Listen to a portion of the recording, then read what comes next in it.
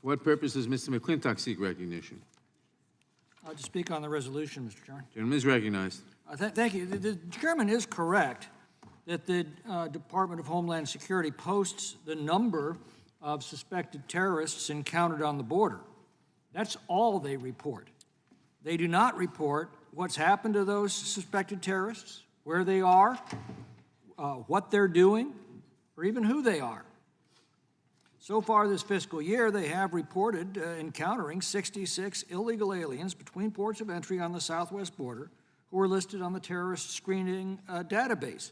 By the way, that is more than double the total of 26 encountered in the previous 5 years combined. Let me repeat that. They've encountered more terrorists on our southern border in the last year, in fact, twice as many more in the last year as they've encountered in the previous 5 years combined. You know, we asked Secretary Mayorkas if he had released any of the terrorists who were encountered crossing the border illegally this fiscal year into the United States. He sat right at the witness table before us in this committee room and couldn't give us an answer. I want you to think about that. The Secretary of Homeland Security won't tell us whether the agency that he leads has deliberately released terrorists into our country. Aside from those that we've encountered, there is no doubt that aliens listed in the terrorist screening database have crossed illegally into the United States as part of the nearly 1 million known gotaways along the southwest border since President Biden took office.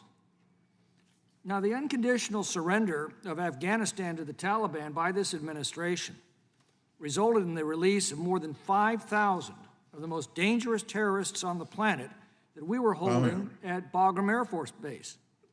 We know what happened to one of those 5,000 plus terrorists. One of those terrorists detonated the bomb 10 days later that killed 13 U.S. Marines at Kabul airport. We don't know where the other 5,000 are. But I think it's a pretty good bet that more than a few of them have made their way into our country through our open southern border, and we need to know.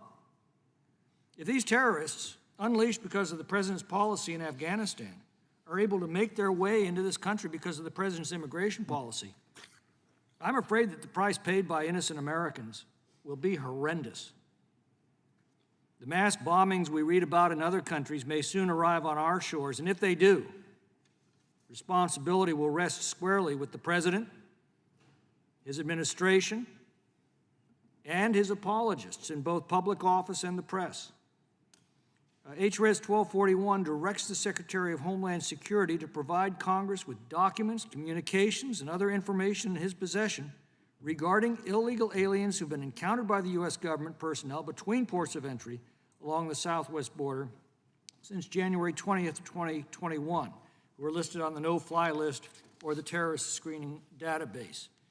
And if you won't listen to us, I wish you'd listen to others. Nolan Rappaport authored an op-ed piece in The Hill today in which he raises some of these very concerns. I'd remind you, he was the Democratic consultant on the Immigration Subcommittee of the House Judiciary Committee. I'm afraid the terror is coming. For all we know, it's already on its way. For all we know, it's already here. For God's sake, secure our border, rigorously enforce our immigration laws, fully vet any asylum claims of refugees before they're admitted into our country, or else be prepared. Be prepared to bear the full condemnation of history for the terrors you will have set in motion against your country and your countrymen, betraying the highest trust in the land. I yield back.